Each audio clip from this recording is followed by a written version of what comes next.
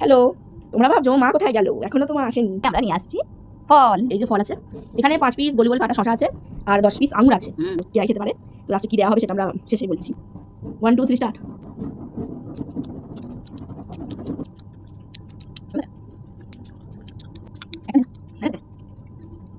আমি বলা নেব।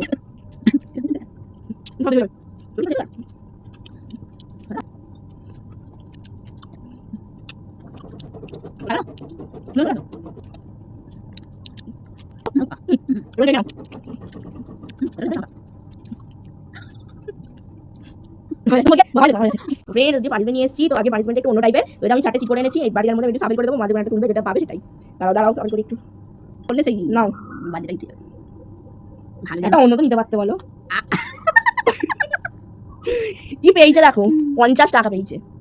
ভাবলাম তোমাকে খারাপ খারাপ খাবো, দেখো এখানে কি সব ছিল, এখানে ফুলকপি ছিল, গাজর ছিল, লঙ্কা ছিল, তার মধ্যে কি পেলো? 50 টাকা পেলো।